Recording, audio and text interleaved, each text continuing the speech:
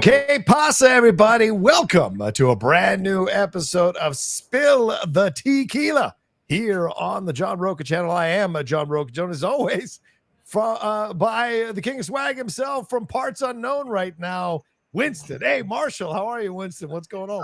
I'm good, man. I just want to check because I took the headphones. Does the mic still sound good like this? It sounds like you're in a tunnel, but okay, I guess no. We good. I'll put these back on. Hold on. Okay. Give me just a second. Sure. Okay, how about now? Is that better? Say it again. Is that any better? Check. It is better. Yes. Okay, great. Totally back. No, man, I'm good.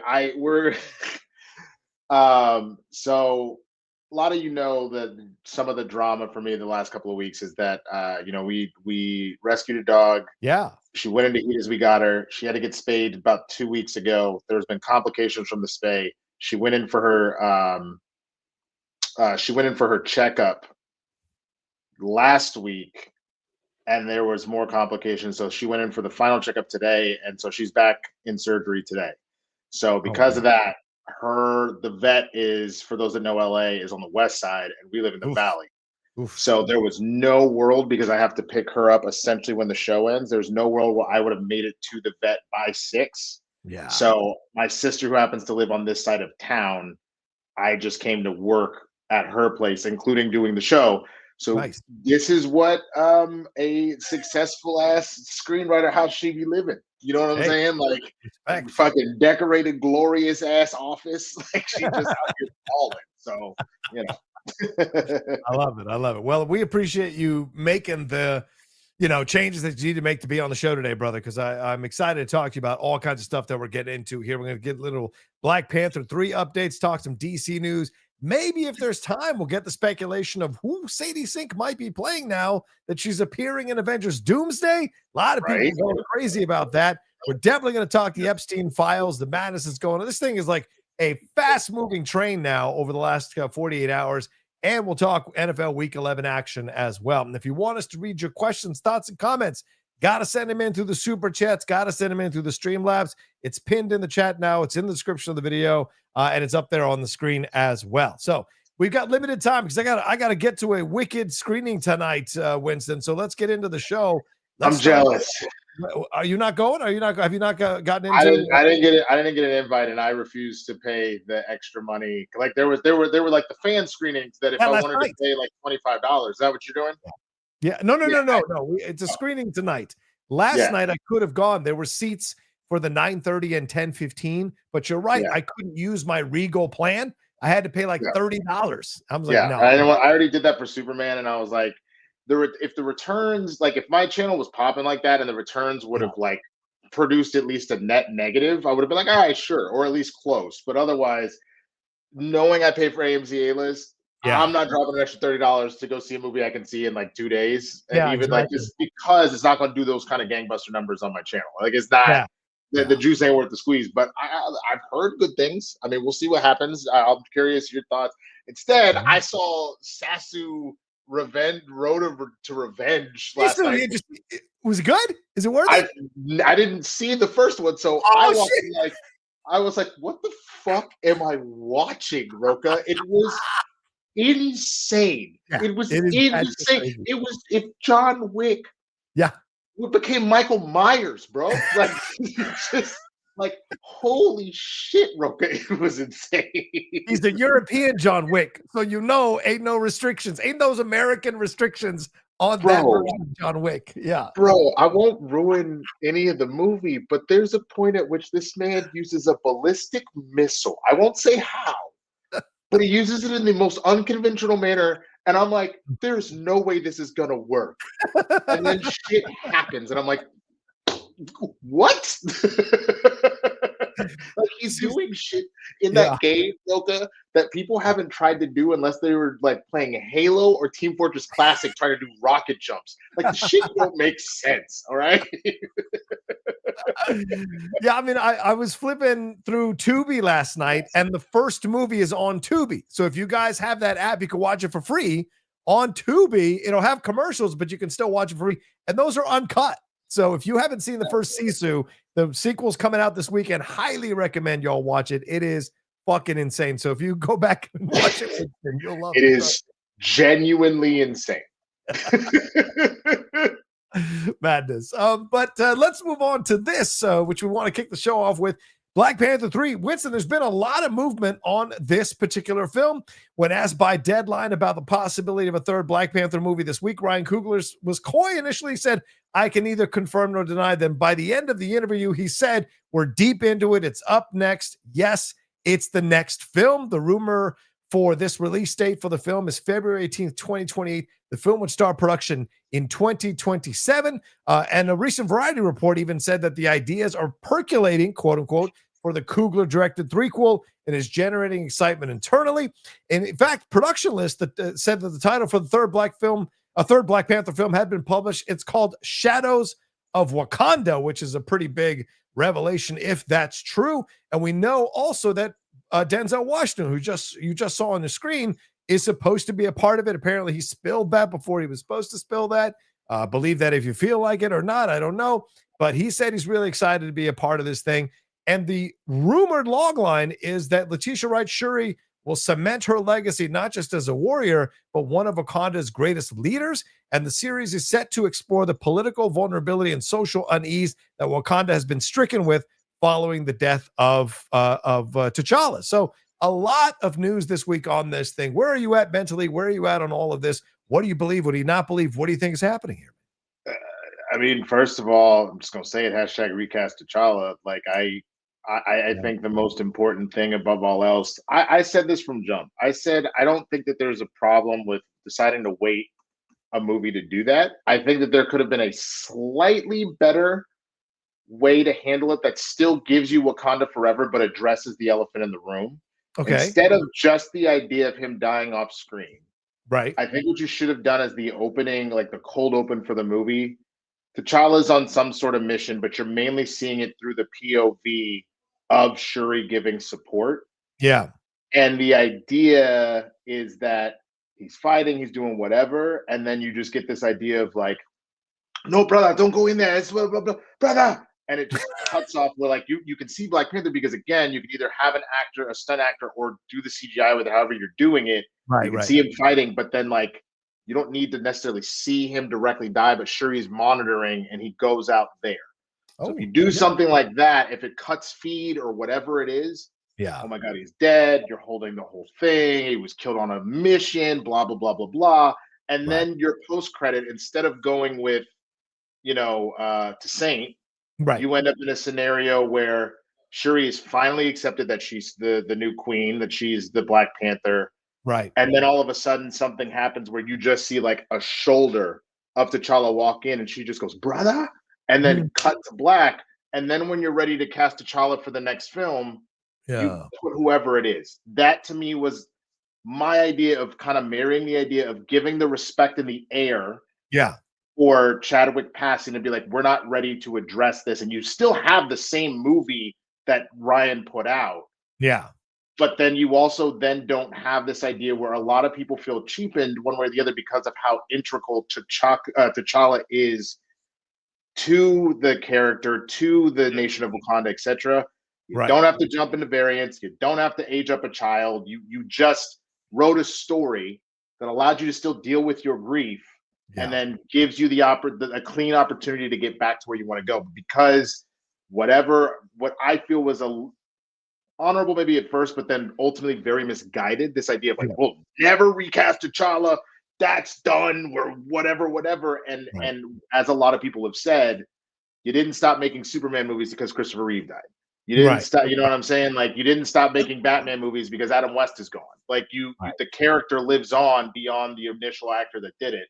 So I am excited to hear that there's another movie. I really hope we end up in a scenario where we end up getting T'Challa back, however that is. I think Shadows of Wakanda sounds interesting and almost feels like not a homework scenario, but feels like a connection to Eyes of Wakanda, because I think part of that too is the idea of you know, the spies you have around the world, et cetera, like, and all that kind of stuff. I know that was an element of that show. I Right. think the other thing about it that becomes interesting for anybody that is like a Naruto fan or anything like that, they're aware of the idea of like the Hokage. So like the person that's actually ruling over like the land of fire. But then Yeah. the Shadow Hokage, the person that's working behind the scenes, who's actually doing some nefarious shit and has this ulterior motive. So the way we talked a lot, you know, I know you're supposed to talk ill of the dead, but the way we talked about Dick Cheney, the fact that sure, Bush was the president, but Yeah. Cheney was out here cutting deals and getting Halliburton hella money and blowing up all sorts of shit at his kind of command type shit. That's what that sounds like, and it sounds like that's what Denzel's role will probably be, is Mm. some sort of shadowy figure in Wakanda that is Yeah. doing shadow ops, and it's making Wakanda not look good because things are getting real fucking hectic. So Right. Right. I'm here for it. I think it'll be great. I trust Coogler. He hasn't put out a bad movie, in my opinion, yet, and Yep. he certainly hasn't with the Black Panther films. Even Yeah. if I had some, you know, feelings about the second one about certain things, but I respect everything. The man's in grief. Like that's your brother Yeah. you've been working with, and all of a sudden this happens. So, but I'm here for it. Let's see it and get Denzel involved. Like one of the greatest actors of all time, man. Yeah, I'm just excited that they're this deep into making coming up with the story for Black Panther 3. Because remember, the thing that worked against Black Panther 2 was, you know, Ryan was having to rewrite it. You know, oh, wait, Right. Chadwick was dead. Shit, I got to rewrite it. Wait, we got the strikes. Wait, the COVID, I got to rewrite it. Letitia's having issues with taking the vaccine. Shit, I might have to rewrite it. So there was all kinds of stuff going on behind the scenes on that whole film, that in the end, the fact that they even came out with a film that was remotely good and made as much money as it made, that's an accomplishment on its own. Now he's got more time to flesh these ideas out. We're doing it's going to be post Secret Wars, so it's going to have its kind of own launching into this new phase, and you can kind of clean the deck a little bit and go forward. And I think that's the whole point of this. And I hear you with Denzel, because the idea at the end of the first Black Panther is we are now opening our doors to the world, right? And in the second Black Panther, we saw what happened with that, with Tenochtitlan and his Namor and what happens there. But now you've got a power vacuum going on because T'Challa is dead. Queen Ramonda is gone now. Who is going to step in to lead Wakanda? Well, as you said, a shadow ops guy. Denzel been dancing in the background the whole time. Him coming in to possibly take over, it feels like that's just tailor-made to be some great drama. And the T'Challa situation is going to be fascinating because, as you said, do they recast T'Challa as the actual T'Challa, or are they going to bring a Black Panther from another universe, as they keep hinting about in Secret Wars, to take over and be the T'Challa of this 616 again? So what are your thoughts on that, Winston? Do you want it to be the T'Challa that because they grieved him. So will it be his son, or will it be someone from another universe? At this point, I would prefer a variant, because I think, especially if what you're about to do is you're about to get the X-Men involved. One of the major storylines that a lot of people were kind of feeling some type of way as well with the idea of the Saint and Nakia and all that kind of stuff is the fact that, okay, well, if he's with Nakia, if he's in love with Nakia, as a son of Nakia, where does Storm come into play? Right. And so, like, especially since that is a major storyline that happened, is Storm and T'Challa getting married and ruling Wakanda together. So I also think it would be very interesting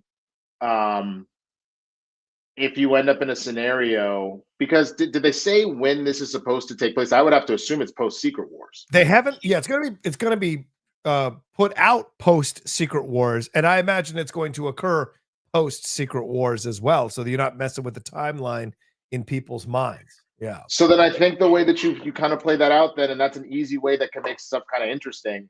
If you pull a T'Challa and maybe even Denzel's character from this alternate Wakanda, and this idea of maybe their world is gone, but what's Wakanda's place in the world here, and all that kind of stuff. Then there's the weird vying for power of like, well, is she really the queen?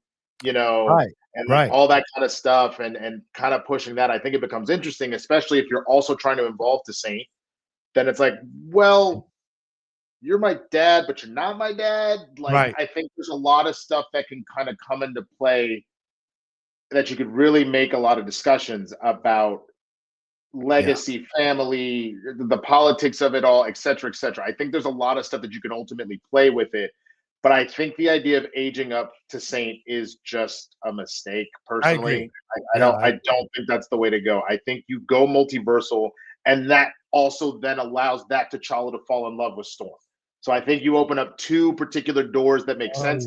They don't have to do the Storm T'Challa relationship, but I think it'd be remiss if you were about to make the X-Men the centerpiece of the MCU. Why wouldn't you take one of their major characters and how tied she is to Wakanda at a point in her story to not do that? You would people have been clamoring shit for a Storm solo film for a minute. How dope would that be if like you got her with the X-Men and then she is kind of torn between these two worlds of what is her life in Africa, what is her life as a goddess, the idea of her potentially becoming queen, all that kind of stuff. I think that just opens up all those avenues to kind of let that play out. Can the world handle that much badass blackness on screen is what I got to ask you. If you got M'Baku, you got M'Baku, Black Panther, Denzel Washington, Letitia Wright, and God knows who else. I mean, this could be, it's a lot. That's a lot. We did it twice on screen. Wait a minute, we did it twice, bro. You first one you had Chadwick as T'Challa. You had Daniel Kaluuya. I can't remember the name of his character, but he was in that mug. Obviously, you had Killmonger, Michael B. Jordan. You had Angela Bassett as Queen Ramonda. You had Letitia Wright. You had Forrest Whitaker. You had Diane Guerrero. You had oh my God, Lupita. You had everybody. You had M'Baku. You got introduced to Winston Duke, and then you turned around and did it again. And like, yes, you didn't have Chadwick anymore, but you found a way to bring Michael back. Yeah, Angela should have won her damn Oscar. Like you had all that stuff kind of going through. So I think that I hope that Ryan closes out this trilogy, as you know, writer, director, producer, and then is a producer only, whether it be in name or giving creative input going forward. Let him close out his trilogy, then go make more stuff like Sinners, or I know he wants to do the X-Files thing that's coming up. Like there's a lot of stuff that he wants to do. Close out your trilogy, bing, bang, boom, and then you know, you're on to your next stuff, because I've always just been curious about the world that he created and letting that be something that he finished. I think the best trilogies, more or less, that I've seen out of the MCU, I mean, Gunn ran the gambit of his full Guardians movies. Right. You know, I think you could almost call the Russo, since they kind of stepped up in Winter Soldier.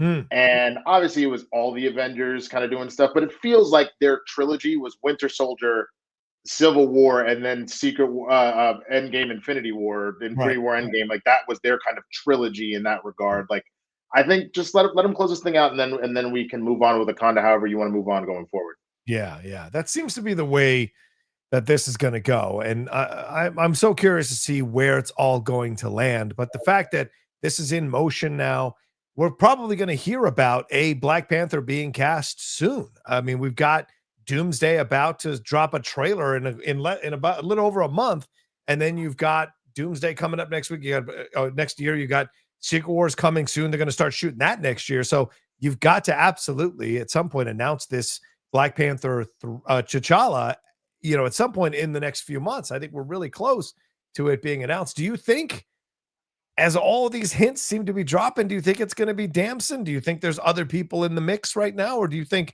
the odds-on favorite right now is Damson Idris? I think there's probably other people in the mix, but I think that he would be the best potential option here. I think is to go with Denzel. But you know, we'll see. We'll ultimately see, or not Denzel. Sorry, with Damson. Damson Idris. But I think he would have, like, there's plenty of people that were the only other person I would maybe think of, but he's a little too light skinned and he's perfectly cast where he's at is Aaron Pierre. That's Mufasa as Jon Stewart. Yeah, right. I think you're better to go with the Damson. Like I would have also liked Boyega, but I don't know if he really wants to work with Disney anymore. I think that after the whole Star Wars thing, that's probably pretty donezo. So, you know, I see people suggesting David Johnson from Alien Romulus, but I don't know that I necessarily buy that. Although he was great in The Long Walk. He was great in The Long Walk. He was great. he feels he looks a little too young to me. Yeah.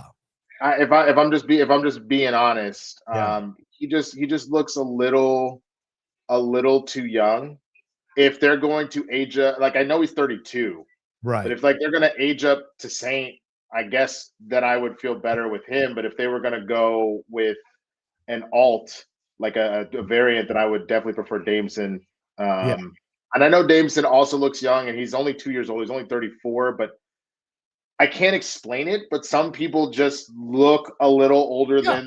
than that. You know what I mean? Yeah. Dameson is in that space and has that look that Right. is truly time. He's going to look like he's about the age he is, about 34, Right. probably for the next like 20 or 30 years, just because of like black don't crack. A lot of black people look that way. Like shit. I don't know. Depending if I cut my facial hair off, you might go, "Is this nigga 23? What the like?" This is why my fiance doesn't like when I shave, because I look like a child. But you know what I'm saying? Like I think if that's the way we're going, I want Jameson for the variant. I would be okay with David for Toussaint. I think David Johnson would be a great villain. Like we've had Michael B. That's a great legacy to carry on. I mean, Tenoch Huerta was a good kind of villain, and then you bring in someone like David Johnson. I think David Johnson would be an excellent villain, along with possibly Denzel versus whoever's going to play Black Panther, and then Am I saying Toussaint's name wrong? How is it supposed to be said? Because I know it's French based, right? Yeah. How am I supposed to say it? Y'all also know people be like, he doing that on purpose. Y'all know I'm bad with names. Like what? Like what? How am I supposed to say it if I'm doing that wrong? Because someone also says that I'm saying it's Damson, not Damson. It's Damson. Yeah, it's Damson. Okay, Damson. Okay, so Damson. But how do I say Toussaint if that's not right? Oh man. Well, let's let that be. You know, just let go. You know who the hell we're talking about. You know who the hell we're talking about. That's what matters more than anything else. So we'll see as it goes forward where it goes with this. But I'm excited to see where it lands. And Ryan, I agree with you. Just wrapping up the trilogy, put it into a good place, and then move on to the next thing for him, because clearly there's other things he wants to do, and I'm looking forward to seeing that from him for sure. All right, let's move on to this stuff. Where is it? That's more some James Gunn news. Winston, this week, Nexus Point News put out a story that a new female hero is being cast in the film. There in the Superman Man of Tomorrow film, the person is described as being in her late 20s and having an edge to her. And there's a height requirement. They're looking for taller actresses, and the character is being described as a warrior having a strong physique. I mean, they basically said everything about Wonder Woman without saying Wonder Woman. So what are your thoughts? Do you think it's Wonder Woman or do you not? What are your thoughts? I didn't hear about the height requirement. Yes. I've always said that I needed Wonder Woman to be taller. That's the whole point, is that she's an Amazon, and the idea that like she's as big as the other two. Like that's like if not sometimes bigger than the other two as far as Superman and Batman, just as like height and stature. But here's the thing. Okay. I don't know if this is actually for Wonder Woman. Okay. If we know for a fact that we're already dealing with Salvation. Yes. Salvation is the land where you have a number. I think it's Desaad that's doing it, but you have Desaad who trains a lot of his parademons and shit on that planet. Right. And we've already known that we're dealing with chapter 1 or volume 1 is Gods and Monsters. Yeah. That might be Big Barda. That's very possible. Barda, and that might make a little more sense if they really have another plan for Wonder Woman to specifically. Barda, to be honest with you, is even more so than Wonder Woman, has got to be giant. Yes. Like it's in the name. Her name is called Big Barda.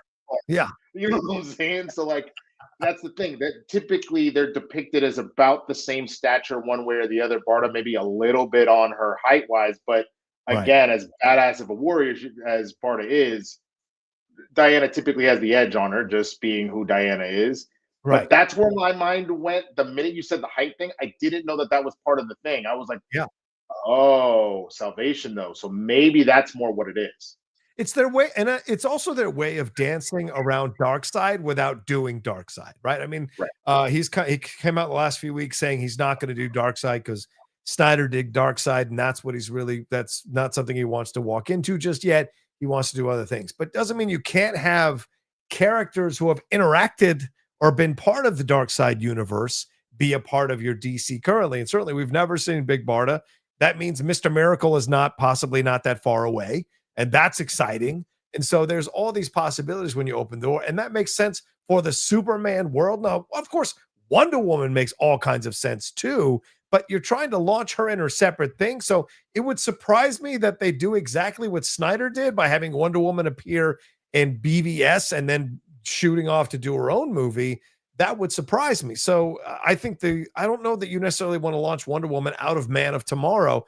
Big Barda seems to make more sense in that way. It doesn't mean like near the end you couldn't have some allusion to something on Themyscira and then we get our Wonder Woman, but I just would be surprised that she'd be a big part of Man of Tomorrow. I'm just like, go get my girl right now. Go get my girl, Brianna Tarth.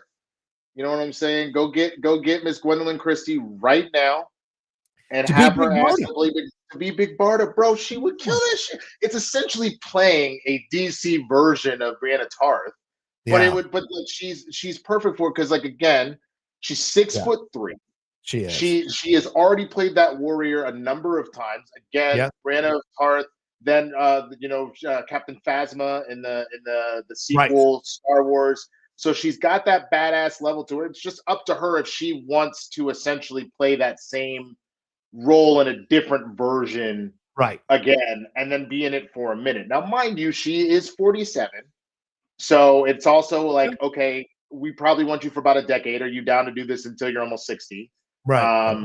Which obviously what was funny is listening to Batista being like, bro, I'm almost 60. I don't want to keep playing Drax. I'm done with this shit. I love the character, but I'm done being this jacked. I don't want to do it anymore. So it's a question of if she wants to continue to do that. But I think she would be absolutely perfect if it is Barda to go get Gwendolyn Christie.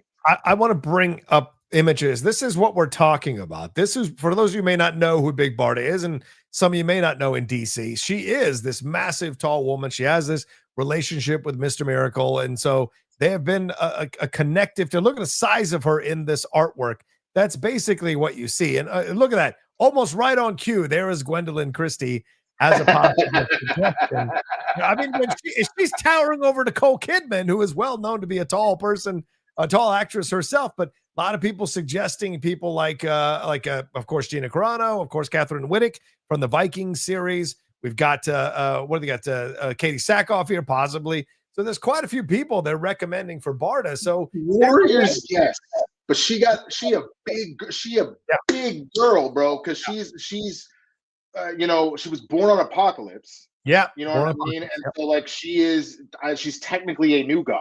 And so the new gods already they can be big, but more than anything, they're imposing, even if not by their size, just in general. Right. Gwendolyn Christie, that's why she immediately comes to mind, is again, it's both size and intimidation. I always got that energy from her. Like that feels like the way that we keep saying Jason Momoa was born to play Lobo. Oh, yeah. I genuinely feel like Gwendolyn Christie was born to play Big Barda. Now, again, there may be somebody else out there I'm missing. People bringing up Gina Carano, whether or not I guess that's DC, so there's that. I was about to say she wants to work with DC again, but there's a different studio. But I think the bigger thing about that is, if I'm not mistaken, she is big in stature, but I don't think that she she's short. Isn't she like 5'6"? Like 5'7", I think. Yeah. Okay, which is a little taller than normal, but again, Barda is huge. Yeah. So I don't 5'8". Yeah. But she's 43 as well. She's no spring chicken as well, Right. So plus I'm not getting into the whole nitty gritty of it because I'm just not a fan. But I just don't think she's meeting the proper what we're looking at for the type of actress that you need. Yeah. You know what I'm saying? More so than Diana. I believe Barda has to be big. It's literally in the name. Some people suggest Katie O'Brien even, although I don't know how tall Katie is. I think she's getting. She's 5'7". She is gaining steam, but like I would almost prefer her. Like, who could Katie be? I'm trying to think. Like, maybe Huntress.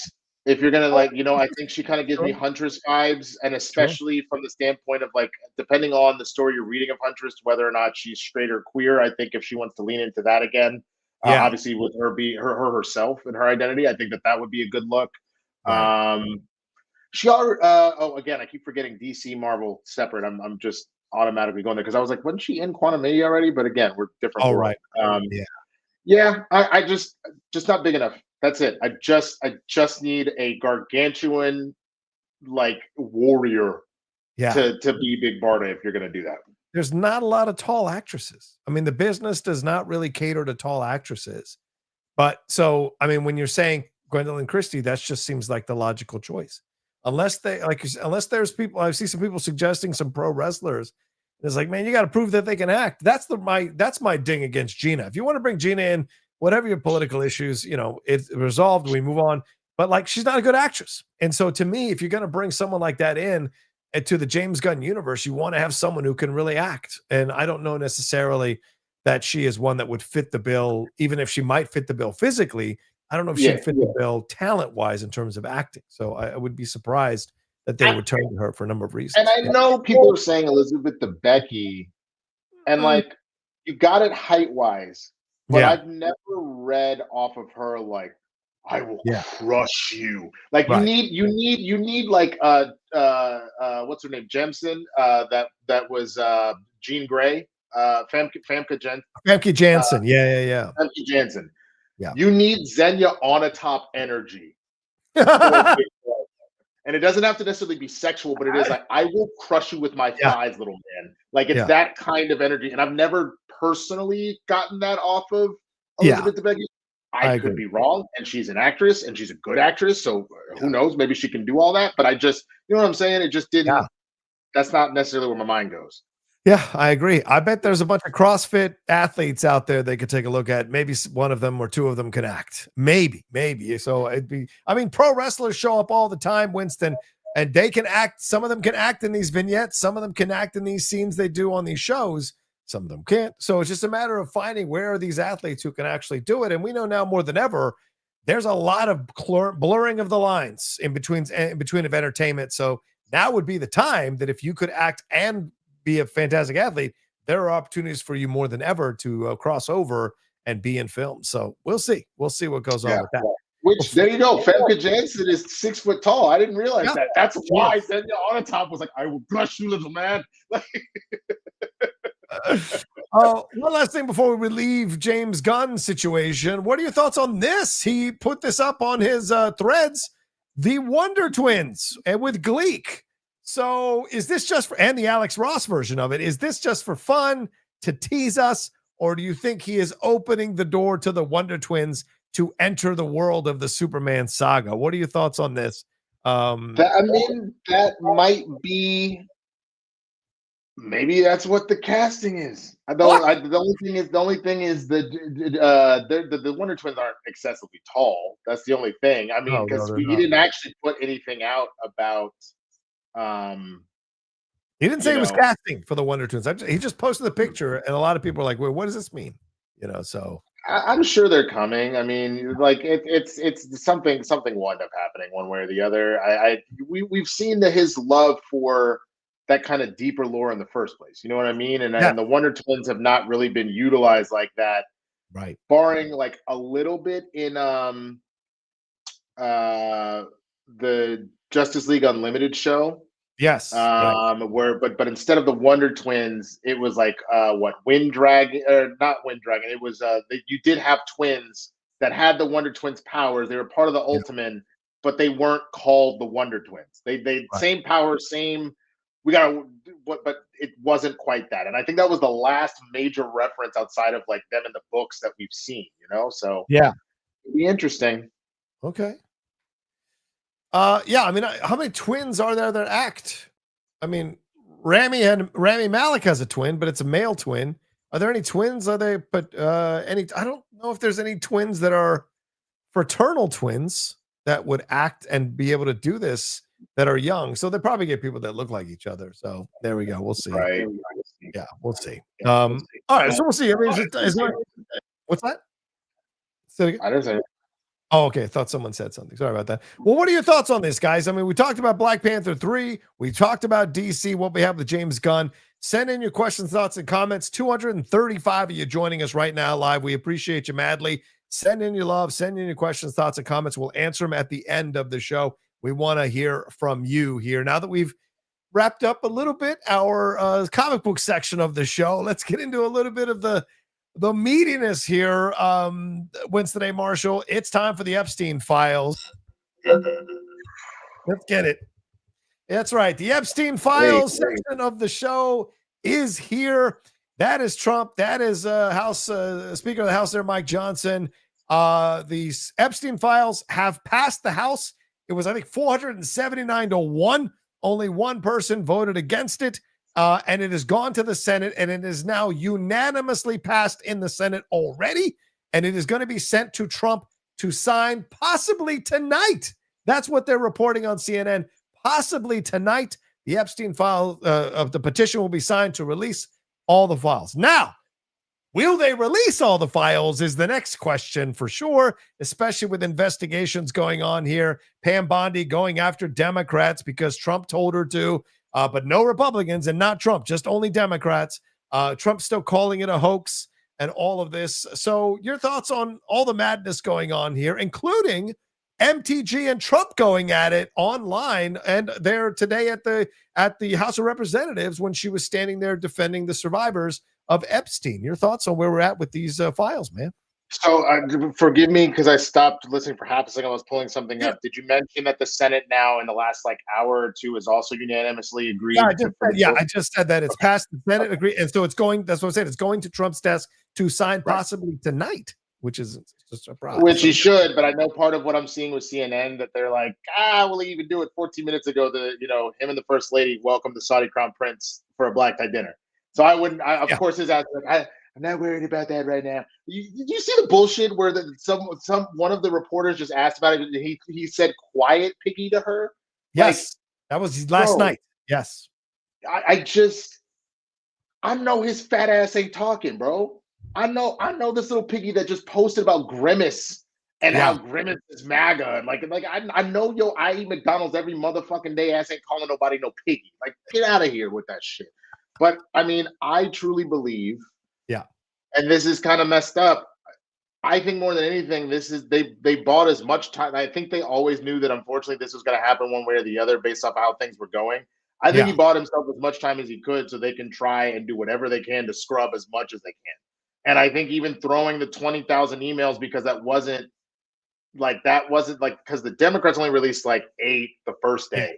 And then we got bombarded with 20,000 plus the next day by the committee that was mainly run by Republicans to just be like, here's a flood of information.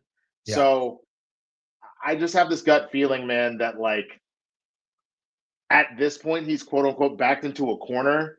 It would look really bad for him to veto this right now. I think he's just gonna buy as much time as he can and do it so they can continue to then go out and go, see, nothing was there. Call me a conspiracy nut if you want. We have watched him play these games in various ways previously. He intentionally stirs up shit to buy himself time to get away from whatever's going on. You know what I mean? I think that's the frustrating thing of all of this. I mean, the fact that it's happening so fast lets you know that they were all on board with trying to delay the release of these files to protect their dear leader. But then all of a sudden, as soon as Trump says, yeah, you guys should vote for it, it's 479-1 or something like that. So, there is no, how can I say this? There is no, all of a sudden, we shouldn't give them credit for having a conscience. They were quite happy to block the release of these files for as long as possible. But now, because the public tide has turned, because when they released those emails, and by the way, they didn't get those emails from the Oversight Committee. It was the emails that they got from the Epstein family. I thought that was the initial 8, but then the 20 after were from the Oversight Committee. Right. So they first got but the most incriminating ones were the ones they got from the Epstein family. And then, of course, the 20,000. And that was all done to kind of try to overwhelm people. And then, of course, they found a Democratic congresswoman, sadly, Congresswoman Representative Plaskett, going back and forth with Epstein. So now they're just talking about her being the one that was controlled by Epstein. No one else. It's all this nonsense. Give him talking points. But of course, we also heard some crazy shit like, is he going to go down on Bubba? Is Trump going down on Bubba? That was from Epstein's brother. And he said, well, Bubba isn't Bill Clinton. It's someone else. Well, who else? What does this mean? What does that mean when Trump is the dog that did not bark? What does that mean? So there's so much in these files that is incriminating as hell. And I agree with you. I think they've been scrubbing these things for weeks. And there's no way he wanted to release these files, which he seems to be showing nowadays. When like 3 days ago, he invited Lauren Boebert into the Situation Room to try to intimidate her to take her name off the petition. So this all feels really suspicious that everybody's on board with releasing these files and sending them through the Senate and sending it for him to sign. What is the overall goal here? And how much of this stuff is going to be redacted, blacked out, and not released? I hope there are people on the case to get the actual files fully redacted and fully. Because I think the other problem that worries me as well, is the idea of like not just the redaction of stuff, but using the DOJ. And you kind of mentioned this a little bit earlier. Well, we actually have an open investigation. We can't release it right now. So once the investigation's over, yes, because the Senate has asked, here you go, here's whatever. And you again have bought yourself more time. Right. Because they can make that claim that if we release it like that, we are actually going to screw over the investigation. Like there's a number of ways they've kind of set themselves up to try and stop this from happening. And it's incredibly fucking frustrating one way or the other. But at the very least, I think that's why they also realize this. If any real Republicans had really said no to doing this, like and had to vote, no, I'm not going to, like, how bad does that look? Like you're the one that was like, no, we don't want to know where the pedophiles are. Like you literally, despite Megyn Kelly deciding she wants to do. See, this is what's funny about. We talked about this. For those that don't know, Megyn Kelly more or less in a discussion on her podcast was like, well, he's not like a pedophile. Like, you don't want like 8-year-olds. You're talking about like 14 to 15-year-olds. And they like, they're maybe a little younger, but they look like they're legal. Like blah blah blah. The difference between Megyn Kelly and honestly like genius comedians. There was a genius comedian that I saw that was like, all the Epstein Files and shit. Like pedophile. Like technically they're not pedophiles because a pedophile is this, and then like a whatever file is this, and whatever file is this, and this is someone who's actual children, like puberty age, and like just post-pubescent, like right in that age. And he goes, but you know why people don't talk about that? Because the minute you know the difference, you sound like a fucking pedophile. Yeah. The same thing. Megyn Kelly deciding to do that sounds like a monster. Yep. Because who differentiates that, bro? Let's put it up on the screen for people who didn't catch it. She said this on a show. I'm not going to play it because she's probably crazy about her clips being played on YouTube shows. But I've seen them on every other show, but I understand. Do what you got to do. Just in case. She said, I know somebody very close to this case, Jeffrey Epstein, and this person's view was not a pedophile. He was into the barely legal type. He liked 15-year-old girls. He wasn't into like 8-year-olds. There's a difference between 15-year-old and a 5-year-old. Now you might go, she's making a point. Possibly, but then they found old clips of her on her show saying about sexual assault allegations against Russell Brand. Hey, she was 16. What about her culpability? Oh my God, shut up. She was a minor. She was a child. If you're making that argument, you probably have some skeletons in your closet that you don't want me to know about. And she said that in 2023. And then there were clips that went all the way back to her NBC show, where she was claiming a young girl of 14-year-old does not understand consent. But here she is, because she has to defend her MAGA situation, trying to find a way out for Epstein to claim he wasn't a pedophile, because she knows that possibly Trump is going to be caught up in these files, possibly revealed sleeping with underage girls, and they're trying to smooth the wheel a little bit to make it seem as if that's not as bad as sleeping with 5-year-olds. And the thing is, that's not a delineation you need to make. Either way, these are not people that should be in a situation where they're being, against their will, made to have sex with men, older men. Do you know what I'm saying?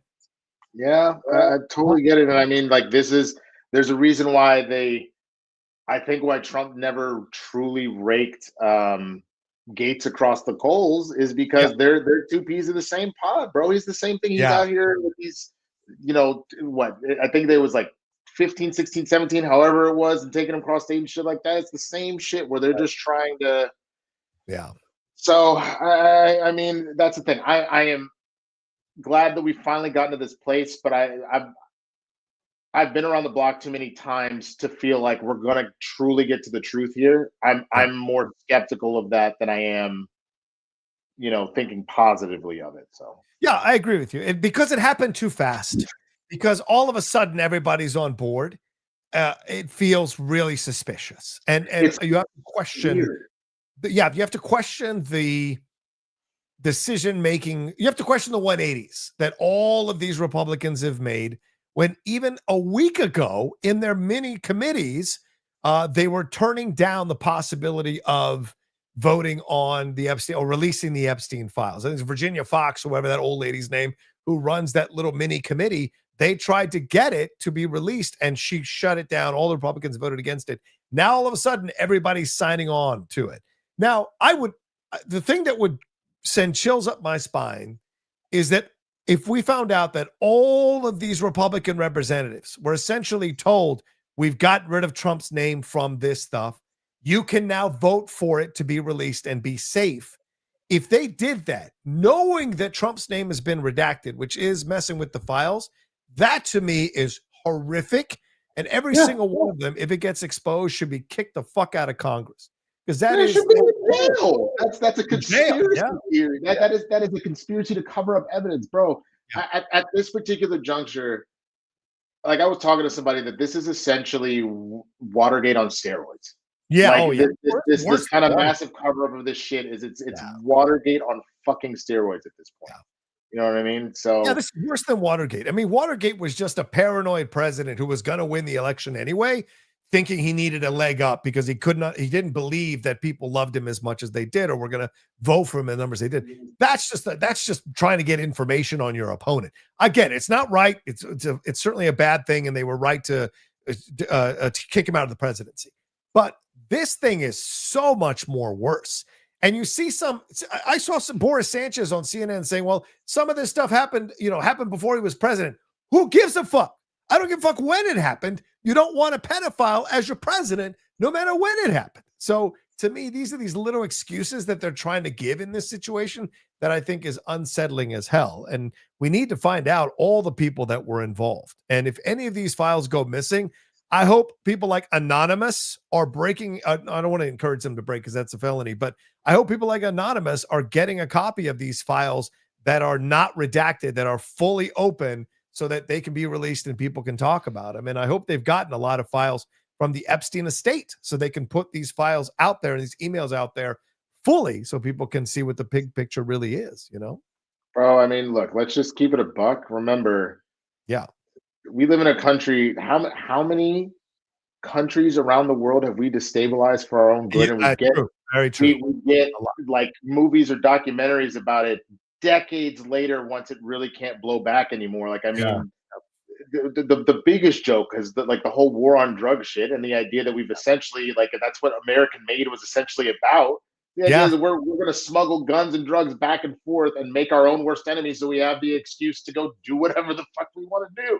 It's so to think, knowing that those are the type of operations this country has run, I wouldn't be surprised if all sorts of nefarious forces are doing what they can to kind of hide it as much as possible, but keep pushing. Just for the victim's sake and everything else, to just keep pushing, and hopefully one day the full truth comes out.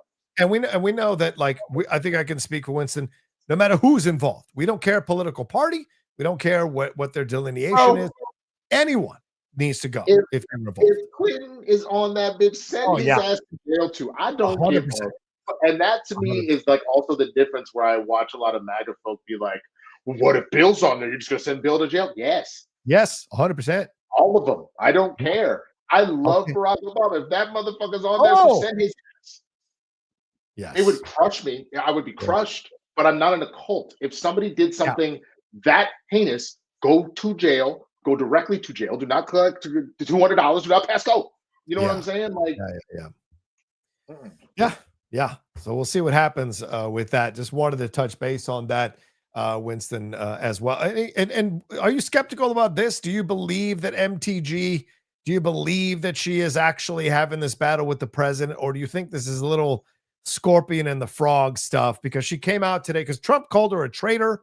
And she was really upset about that. And even said today in front of the victims of Epstein, like, I'm no traitor. I don't owe anything to Trump. I campaigned for him.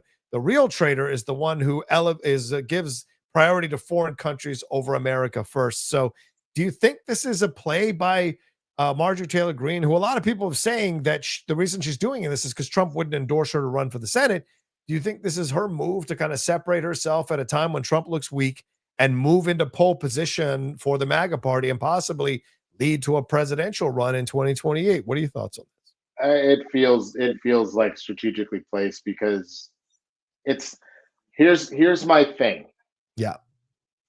I need to see consistent, legitimate proof, and when there isn't something on the horizon for her to gain out of it, for me to actually believe and to trust her. So am I willing to let her say whatever said shit for the time being if it kind of helps move stuff along? Sure. But as far as actually trusting Marjorie Taylor Greene, nah, not when you've got elections coming up. Yeah. All that other stuff. It also is kind of like, I appreciate the fact that she's trying to maybe own some of her violent rhetoric. But again, this idea of like, they've been threatening my family's life and all that because of this heated rhetoric Trump has said. So you mean the thing we've been saying for a while, you kept denying and saying, no, we're making shit up. Yeah. That the political, like the things being said, specifically Trump using the word traitor, which she's brought up, has actively gotten some of the worst people to then go out, because she got swatted. Yep, she got swatted. Yep. And I believe she both got swatted, and I believe there was also, or maybe I'm confusing a story, there was a pizza pipe bomb thing. It did, nothing went off, but the idea of like when people will send a pizza mysteriously to somebody to like mess with them and make a threat and all that kind of stuff. It's not to say that she couldn't have seen the light and reformed. Right. But the timing of everything and the fact that this has only been going on for a couple of weeks, I think like anything else, you have to, when you wrong somebody, I don't just have to automatically forgive you. Yeah. Continue to prove that you've really changed who you are and you're a different person. And then over time, you can earn my trust back. But literally, if you do that, like you said, the scorpion and the frog, you were asking to get stopped. Yeah. Well, this just, Winston, just before we leave the files, this just came up on CNN. I want to play it for you. I don't think we'll get in trouble for playing this one, but Jake Tapper is reading perhaps a way for them to get out of releasing the files. The legislation as it stands clearly says, quote, the Attorney General may withhold or redact personally identifiable information of victims or victims' personal and medical files, unquote, and any material that depicts injury, physical abuse, death, or child sexual abuse, or would jeopardize an active investigation or national security. There it is. So they put that in the fucking thing. The only thing that needed to be redacted is any of the victims that did not want to pull their name forth. Right. That is the only thing that needs to be redacted. The rest of that shit needs to be out there. But that's my point. That's where I'm genuinely concerned. Yep. That's going to continue. You know what I'm saying? I know. It just concerns me on so many levels, but we'll see. We'll keep monitoring this thing, and I'll keep tweeting about it for God's sakes, and hopefully we'll be talking about it in a more positive light down the road as these things get revealed and we get more and more of this information, because this fight is far from over on this stuff. The Democrats want this to ride this into the midterms. The Republicans want to try to get ahead of it now to kill it. The momentum is strong, though, and hopefully, and of course, I think we have to not forget that there are real victims here. They showed up in front of the House of Representatives at that press conference today with Thomas Massey, Rocha, and MTG and others. Like, it's important to remember. And they released that a video with those ladies showcasing what they experienced. If you haven't seen the video, it is just utterly stunning and horrifying and humbling to watch. And you just go, yeah, these are real victims here. And these are the people we need to focus on much more than the political mudslinging. There are real people in the middle of all this who need to have justice delivered for what they endured, for God's sake. So So we'll see. We'll see as we go along. All right, well, let's move on to some other stuff here. Winston, a little more happier news. It is week 11 in the NFL. Winston A. Marshall, your Cowboys got a much-needed victory, destroying the Raiders last night. They are now in the playoff mix here. We also had the Eagles taking care of the Lions 16-9. The Broncos beat the Chiefs, who now look like they might not even make the playoffs. The Ravens continued their ascent. They're now at 500 after beating the Browns. The 49ers crushed the Cardinals. The Rams got 4 interceptions on Sam Darnold and won that NFC West matchup. The Jaguars crushed the Chargers. Now we don't know what we have in either of those teams. The Steelers rode out Aaron Rodgers' injury to beat the Bengals. The Packers beat the Giants. The Bears squeaked by the Vikings. The Texans came back on the Titans. The Bills destroyed the Buccaneers in Buffalo. The Panthers beat the Falcons. My Commanders shit the bed against the Dolphins, and the Patriots kept winning at 9-2 now over the Jets. So what stands out to you from this week's actions and the storylines coming out of those games?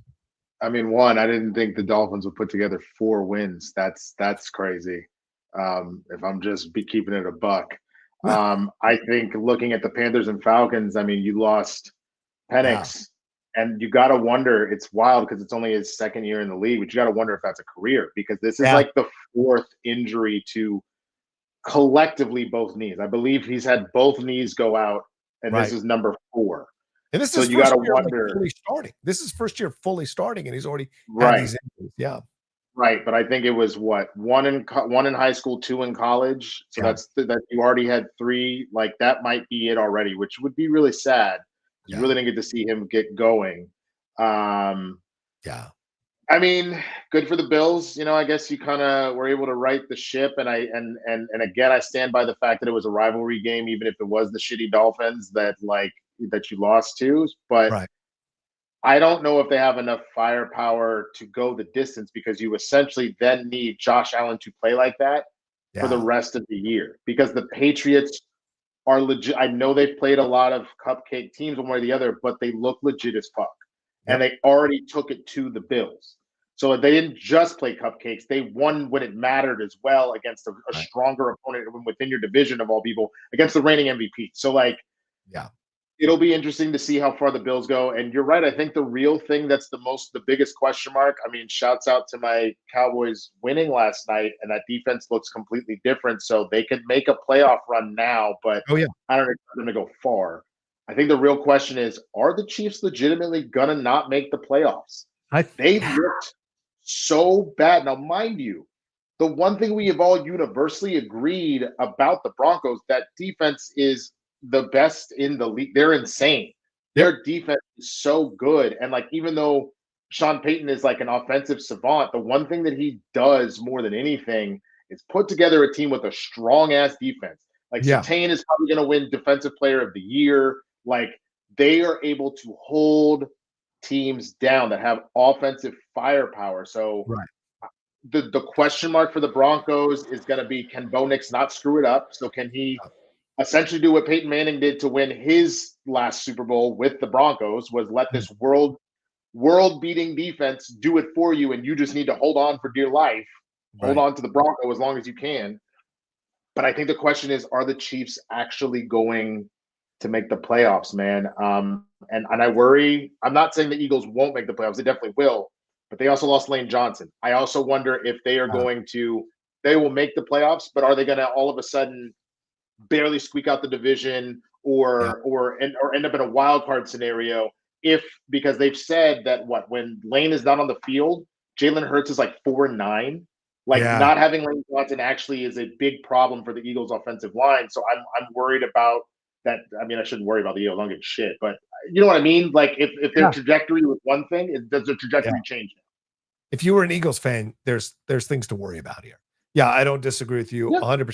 The Chiefs thing is really fascinating. I mean, the Colts, they got the Colts, and the Colts have rested. They've had 2 weeks to get ready for this game, and they are going to play them in Kansas City. If the Colts beat the Chiefs in Kansas City, that is a massive shot to their playoffs. And then after that, they're at Dallas, which Dallas looks reborn now. Then they're at the Texans, or then they're playing the Texans at home, and the Texans defense is waking up again. Then they've got a Chargers team who is very Jekyll and Hyde. You don't know what Chargers team is going to show up. So the next 4 weeks I think are going to definitely tell us if the Chiefs make these playoffs or not. Let me see something real quick because I want to check. I need to check so how many games behind right now? They're at 8-2. Oh, you're looking at your team. We're like 3.5 games behind. So in order to pull that off, not only would Dallas essentially kind of need to win out. So odds are they're winning the division no matter what. It's not over, but odds are they're winning the division no matter what.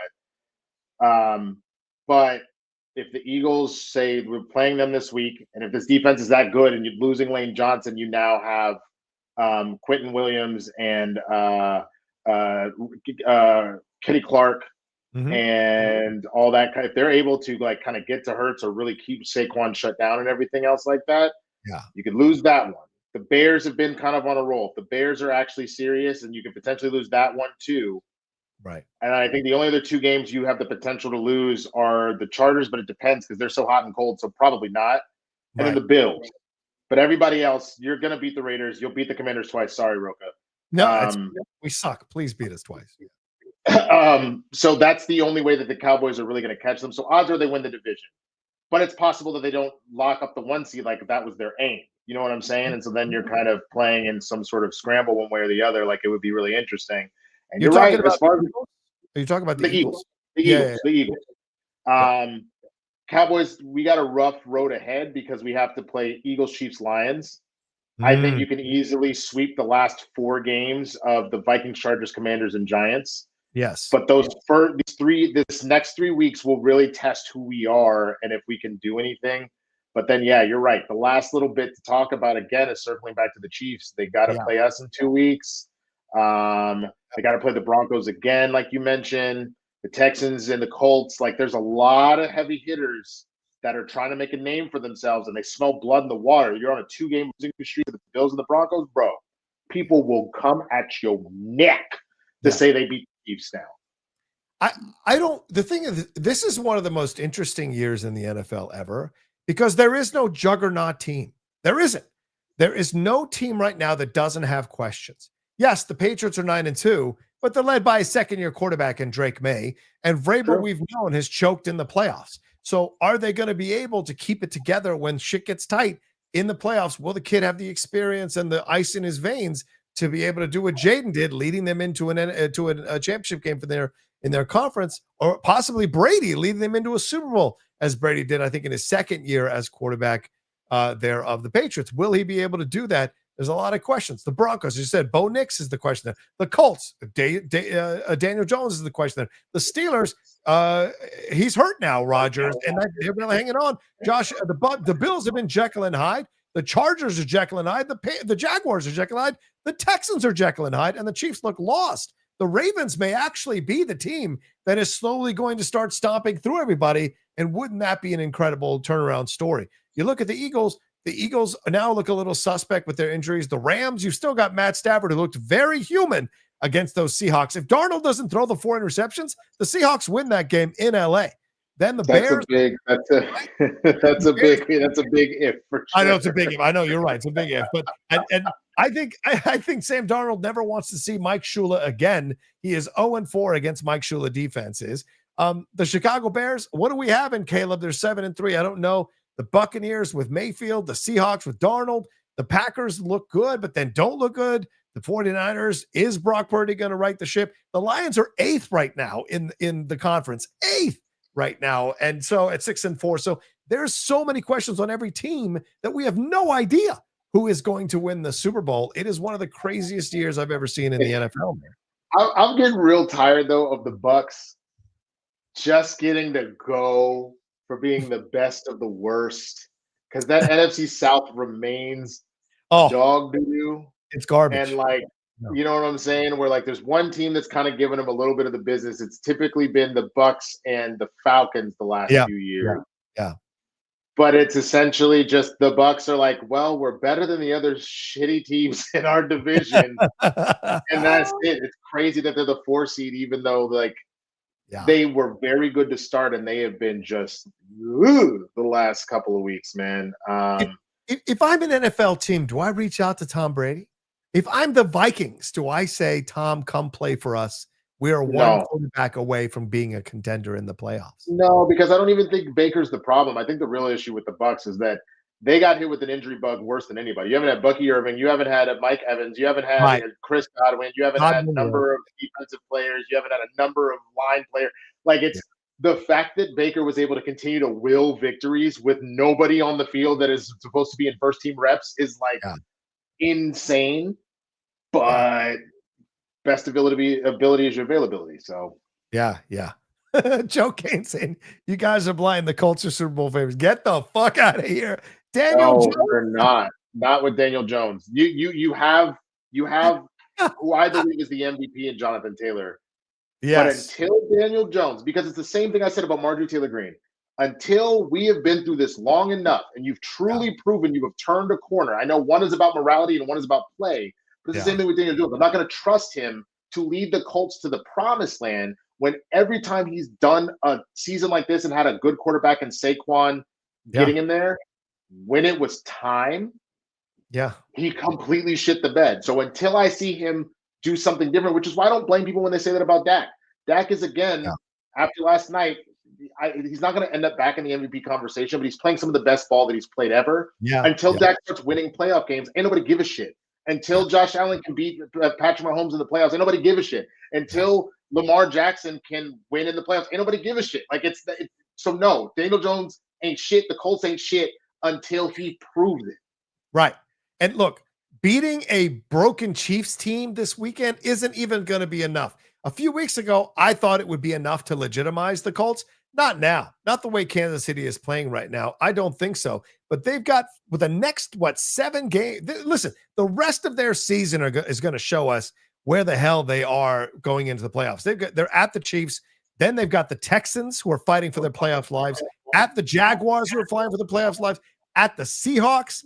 Then they've got San Francisco, the Jaguars again, and the Texans again. So this is a murderer's row of an ending to a season that the Colts have. So if they're for real, we'll know by the end of the season if they're for real or not, because this is a good testing ground for the Colts over the next 8 weeks to show us if they've really got the sauce to be a Super Bowl contender. It's going to be fascinating to watch, Which is fair. And I also understand the Colts being 4th in Super Bowl odds. Yeah, because again, Jonathan Taylor is having an MVP season. Look at what their record is.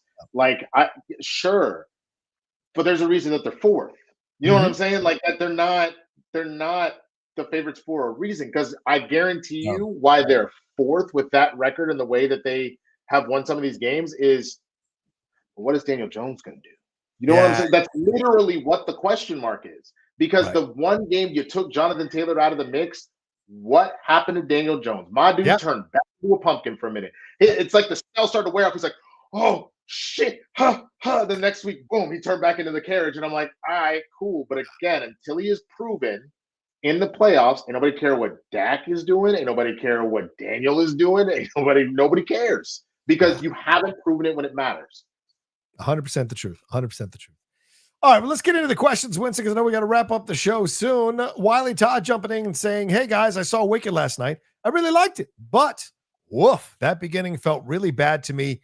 You will see when you see it. Well, I've read that in a few reviews that the first act is kind of wonky and not that strong. So we'll see. I see it in less than 2 hours. Thank you, Wiley. Paul Hitchcock says Snyderverse coming back if Saudi buys WB due to MBS loving what Snyder did to Jimmy Olsen in Batman v Superman. Topical given what Trump said at the White House. Well, hold your horses. It came out, Variety reported today that Larry Ellison is making deals. Basically, David and Larry Ellison are making deals with other Saudi Arabian money, and they're going to bid $71 billion for Warner Brothers, which is insane. So this is all ugly, man. I don't want anything to do with this, dude. Oh, God. Media is dead. Yeah. It's all rich dudes trying to fuck with creatives, man. It sucks. It sucks on so many levels, man. So everyone just go, I'm going to get my shadowy guy to give me $71 billion. How about that? So, Reggie Brown says, I'm still hoping that Denzel will be introduced as Magneto in Black Panther. Yeah, but the amount of vitriol that'll come out of the idea of doing that Yeah. Even if you went and got an awesome pairing and get like Giancarlo to be, or well, I guess he can't anymore because he's Sidewinder, but like, or he's one of the part of the Cobra group. Yeah. But I would have lived for a Giancarlo and Denzel as a Professor X and Magneto, but people would have raised all hell. Like I don't, even with Denzel being Denzel, I don't think it's happening. Yeah, I don't think it's happening either. I think that boat has sailed now for sure. Doug Developer says, hey, yeah, after Darnold shit the bed, bet your house on either the Rams or Eagles to represent the NFC. Maybe. I don't know, to be honest. Oh, and the Chiefs with the second best AFC odds to win Super Bowl is bonkers. Yeah, that to me is, I think, the opposite of what we just said about Daniel Jones and them. It's because they have been in 9 straight AFC championship games. Right. They've been to 5 Super Bowls in the last however many years. Part of the reasoning for that is because they have proven it again and again and again. And on top of that, the year that they were really going bad and they won their division, but they were 4th. So they had to go on the road to get back to the Super Bowl. That by itself was enough for people to go, oh, bro, they still got the sauce, whatever, until they straight up lose. Yeah. I think there's going to be upsets on both sides of the ball, of both sides of the conferences once the playoffs start. I think teams we think are going to win are going to get blown out. I've seen this before, and it's going to be interesting to see. And you don't know. It could be the Packers and Ravens right now in the Super Bowl. We don't know. ES13 says, should my Giants hire Mike McCarthy as the head coach? I would say no. You want young, fresh blood, not old blood. What are your thoughts here, Winston? I guess you could. It's up to you. He did at one point. Look, I will give Mike McCarthy credit. How many 12-win seasons did the Cowboys have while he was, on their payroll? So there is something to be said about his ability in that regard. But I don't know, man. I don't know. I don't know. Yeah, we'll see. We'll see. Cowboys fan 92. Hi guys, happy Tuesday. How about them Cowboys? Winston A. Yeah, there you go. That's what's up, man. C Black says, Rocha, Sadie Sink playing Jean Grey. I mean, that's what Jeff had reported way back when. But I thought that was debunked already. I thought they were talking about another character. They've talked about 5 different characters that she might be playing. So who knows? But her showing up in Avengers Doomsday is interesting. It feels to me, because there was rumors that she's going to be possibly the villain of the movie. And if she is, it makes sense for her to show up in Doomsday and possibly Secret Wars, because we're heading towards Battle World. So I think that would be possible. See, I had heard that she was being I don't remember the name of the character, but Punisher's kind of female counterpart sidekick, because she's also apparently in Brand New Day. So that's where my mind's going. You know what I mean? Is more that. Yeah. It's all up in the air. We will see for sure. Fiona George. Oh, Fiona George. Thank you. Just wondering, do you think it would be in bad taste for T'Challa to be recast, considering Chadwick's passing and the cast was still grieving his loss? Do you think the cast and Ryan Coogler would have wanted that to happen? So do you mean at the time? I would say yes, it was bad taste at the time. Now I think it's overdue. What do you think? I agree, and that to me is where a lot of people get bent out of shape about the lack of the casting and where #recast T'Challa kind of came from. Yeah. There were some folks, mainly Black folk, that were like, no. I don't want to have any sort of break on that, both because there's more T'Challa stories to tell and how integral he is, but also I know where this is going. If they do this now, then they were never going to recast. And that was the concern. Right. I still think it was the right thing to do, especially when you talk to that cast and crew. They were not ready to have somebody come in and do that. So I think that was in proper taste because of the ones that were actually making the movie how they felt. Yeah. Yeah. But it has been long past due. The fact that you had games where T'Challa was written out and you were using T'Chaka, or X-Men 97 in the same way, it got out of hand. Yeah. So. Yeah. Agreed. I think and this other follow-up says also, I would think Kevin Feige would understand their feelings about it. Yes. I think as Winston alluded to, I think it's the number one thing. I think Feige checked with them and said, what do you want to do, Ryan? Do you feel comfortable recasting, or do you want to go with a different story? And I think Ryan and the whole crew, I think he took the pulse of the crew. Maybe they had conversations with the other actors, and the decision was made to not recast him and to honor him in the movie because it was so fresh since his death. And so they went that route. Was it the right route? I don't know. I think it's all a matter of subjectiveness. You could have said, well, by mourning him, then you've killed him off and he can't ever come back. Well, we'll see. We'll see what the end result's going to be when that film comes out. So. Cowboys Fan 92 also says, fun fact, Kansas lost last year in the Super Bowl to the Eagles 40-22. Yeah, we know that, Cowboys fan. Relax. JJ said, thoughts on the last episode of Welcome to Derry, and what do you think of the show so far? I still haven't caught up. I will watch it tomorrow. And I love the show so far.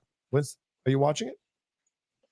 No, because I don't really watch horror stuff. I've never seen an It at all, so I don't know about all that. I've heard good things, but I ain't trying to be scared by no damn clown. I'm good. Yeah. Doug Developer No, says, exactly. Don't laugh like that. How dare you?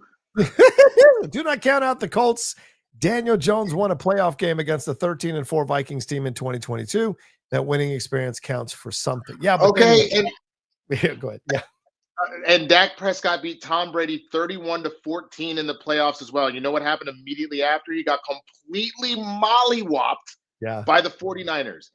I don't care. One game, it is not a thing. Like, again, Dak has won 2 playoff games. His rookie year, he won the one back then, and then ended up with Aaron Rodgers kind of eking out a win on him. Yeah. And then you had that. So I don't care. 1-1. First of all, that means he's only been to the playoffs how many times? One time is the first thing to take from that. And the second thing from that, again, you had a healthy Saquon Barkley and all that kind of stuff. Yes, you have Daniel Jones, but again, until I see Daniel string it together, it don't matter. And they beat a Vikings team that was led by choke artist Kirk Cousins. So that isn't that big of a deal if they beat him, because then they played Philadelphia in the next game, and Daniel Jones threw for a whopping 135 yards, and they got beat 38-7. So to me, that just shows you what you get with Daniel Jones. Jared J. John, have you heard anything about the Henry Cavill Voltron movie? To me, with no news about it, it sounds like it's going to be not good. Yeah, I would say possibly. Yeah. I feel bad for Henry, man. He can't seem to find that thing. And I don't know if the Warhammer movie is even going to be good. So, or the Highlander movie. I have no expectations that any of these movies are going to be good. I just feel bad for Henry because I think he's a good actor. Fiona George is back saying, also considering the second film, the film touches a lot on grief and T'Challa's death. I just wonder how they would go about recasting T'Challa. Well, time heals all wounds, right, Winston? I mean, it's time. People want it. Been past time. Yeah. That you've had plenty of time to respect, again, those that were directly affected by it.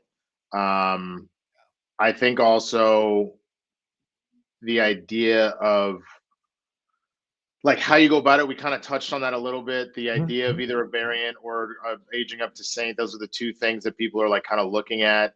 We'll see one way or the other, but I think there's more than enough time to be able to do that. Agreed. KJ says, did you learn anything new about Eddie Murphy that you didn't already know in his new Amazon documentary? Well, it's on Netflix, brother. It's not Amazon. It's on Netflix. Did you see it, Being Eddie? Oh, no. I loved it. I've seen it twice now. It's so funny. I think what I learned is the last 20 minutes of it focuses on the SNL, him coming back to SNL. And there was so much behind the scenes stuff that I didn't know about. That's what I learned about him. But about his life, I know pretty much a lot about Eddie because that was my number one guy growing up. I don't know if there was anything new that I learned. That he just wasn't never into drugs. And even when he had the opportunity to talk, he tells a great story about being at a party with Robin Williams and John Belushi right at the height of their cocaine usage. And he knew that when certain people showed up at the party, it was time for him to leave. And he has never had an issue saying no to all of that stuff. And one line he says in the documentary, and this doesn't spoil it, but he says, the greatest gift I was ever given was not my comedic sensibilities or my talent as a comedian. It was the ability to love myself. And I just love myself. And loving myself has kept me out of so many bad situations.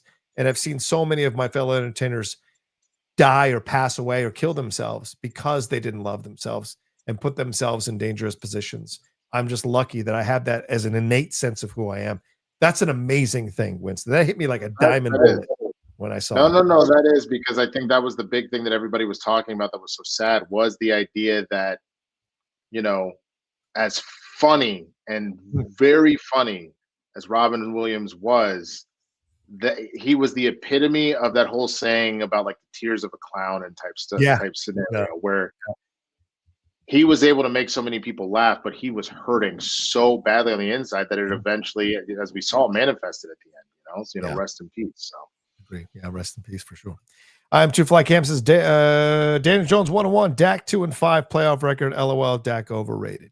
No, because I already said that they both can't be trusted in the playoffs, and Dak has played infinitely better football than Daniel Jones in his career. So I agree. Not really, but again, I said they both cannot be trusted until the playoffs happen. But thank you for the money to fly. Says Rocha, I got a fever, and the only prescription is to know if Sydney Sweeney is still getting it from both sides, figuratively speaking. Yes, I misspoke on Christian's show yesterday. I just meant that you can't win. I just meant that you can't win. That's all I meant there in that situation. But thank you. Fiona George says, saying that great show today, guys. Thank you, Fiona. Appreciate you hanging out with us. Let's hit the Streamlabs before we run out of here. I am Two Fly Cam also says, boycott the MCU until proper King T'Challa is back. Not that Shuri or baby T'Challa BS. We have very limited representation, and Feige's been irking me for a while with his refusal to recast T'Challa. Well, I don't think it's just Feige. I also think Coogler has a say in this. What do you think, Winston? Yeah, I think it's a combination of things. I think it was initially a means to really kind of do the right thing as far as protecting like legacies and emotional sensibilities and all that kind of stuff. I think it just went too far. Yeah. And so I also still resent people that are that angry about the idea of Shuri taking the mantle, knowing it was something that has done in the past. Because to me, the way a lot of that read, if the concern was, I am just concerned this is going to take us down a rabbit hole where we will never get T'Challa back, I would hear that argument all day and I would acknowledge that argument. A lot of the stuff that I saw with recast T'Challa and all that kind of stuff, I saw a lot of sexism. Because again, it's like, I don't give a fuck if Shuri was the Black Panther. I don't give a fuck about that shit. The Black Panther's supposed to be a man. He's supposed to be the king. And I'm just like, that is where I have a fucking problem. Yeah. So like, you can like, again, it's time.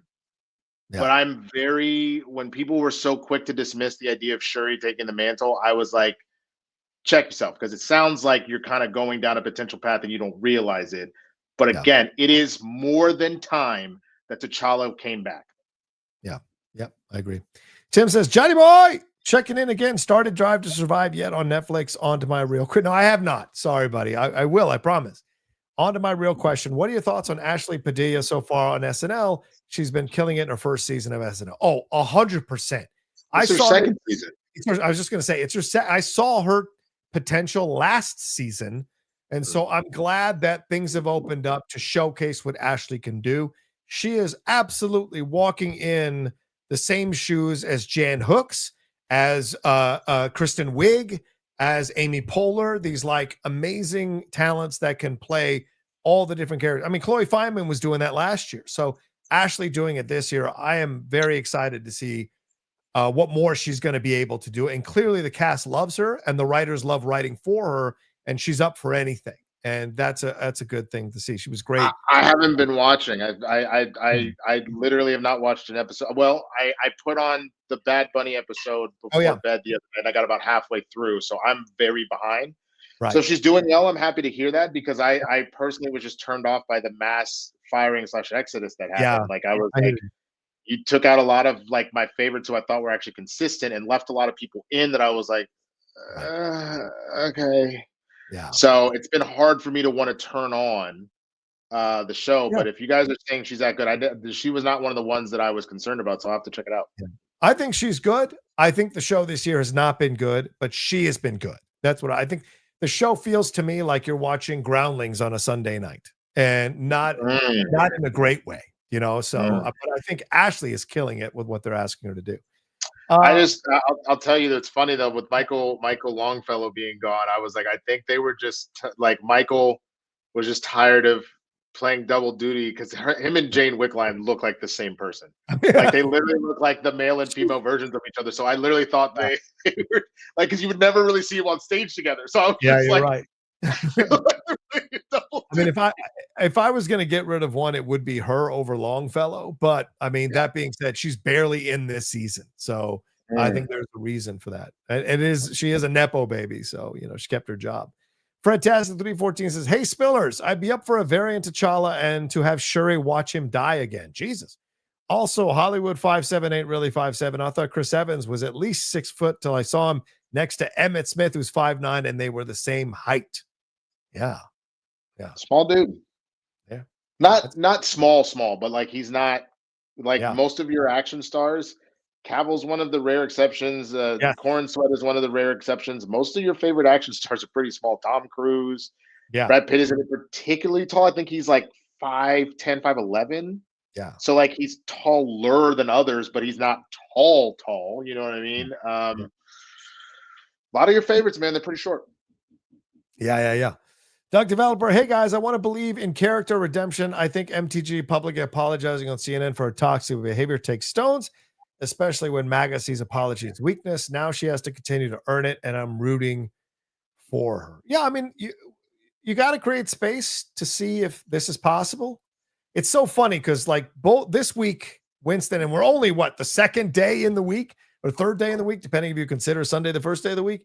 We have had Allison Mack and MTG both try to do these redemption tours to claim that they've changed from getting out of a cult and they want to be seen in a different way now. But like everything, it takes time. There have to be multiple examples of them really turning the corner and standing up to this stuff. And so we will see who's telling the truth, who isn't. Because right now, I can't help but side on the fact that it feels like both of them are being opportunistic to try to get back in the public's eye and be back in favor. But time will tell if they really legitimately have turned a corner or turned over a new leaf. Yeah, and that's the thing. Do I want this to be genuine? Of course I do. Yeah. Why would I want anything other than that? I would want for to have somebody to be less divisive, less racist, less, anti-Semitic, Islamophobic, homophobic. Like MTG has been all of the things. Right. So of course I would want her to be a better person and to be to turn a new leaf. However, there's a difference between, I made a little boo-boo, I forgive you right away, versus you actively were a problem. Yeah. You have to earn back that trust. So I hope it happens. I need to see it in the long run. I agree. Yep, absolutely. One last one. Wiley Tutt says, love SNL, and I thought Glenn was great, but the skits were not good. Reading the Lone Michaels memoir, it's really good and insightful. Oh, I should read that. I like reading stuff on SNL. Thanks for the suggestion, Wiley. Yeah, I thought Glenn was good. I mean, ironically, he was good on the weekend that his film was tanking, but I thought he's a good actor. It's fun to watch Glenn. He's not a great actor, but he's a good actor. So he was good. He's up for stuff, so it was fun to see him. All right, well, there you go. That's our show. Let's wrap it up there. I got to get to a screening. Winston A's got to roll on and hang out with his to take care of his lovely pup. So, Winston, thanks so much. Please let people know where they can find you and what you got going on, my man. Yeah, you can find me at the Smuggy Blurred on platforms, especially here on YouTube. I did the Blurred breakdown yesterday. It's a pop culture show for when you need to know, see what happened was. I talked about some of the stuff we talked about today, a lot of other stuff that was happening as well. Tomorrow, Blurreds in the Hood, myself and Jay Washington, youtube.com/Blurreds in the Hood. We're going to be also doing our announcement for what we're doing for the week of Thanksgiving, so you definitely don't want to miss that. Oh, shit. Excuse me. Friday, Capes and Cows, myself, Christian, and Chris Carr. We were out last week just because of a scheduling thing. We'll be back this week. We're back on our Demon Slayer reactions, myself and Christian, so definitely check those out as well. And then, I've got once I get home eventually with the pup, I need to, record and edit my Sisu reaction review. And like I did see both of Now You See Me 3 and The Running Man, and I have a lot of thoughts about both of those as well. So I probably got a bunch of reviews coming out in the next couple of days. So check all of that out, man. Right on. Respect. Hardworking man. That's Winston A. Marshall there. As for me, at the Rocha says, everyone on social media, please subscribe down below. Hit that bell button. Just crossed 40,100 subscribers. Want to keep marching to 50. So please subscribe and share this wherever you download, wherever you share your social media stuff. Please, we'd appreciate it. And leave your comments on everything we talked about as well. And please subscribe to the John Rocha Podcast Network, John Rocha Channel Podcast Network, so we get those numbers up as well. All our shows are on there except for Hot Mike and Geek Buddies, but everything else is on there. So please subscribe. All right, take care of yourselves. Be well. Look for my out of theater reaction for Wicked for Good coming up later on tonight. And we'll talk to you next time with another brand new episode here of Spill the Tequila. Peace.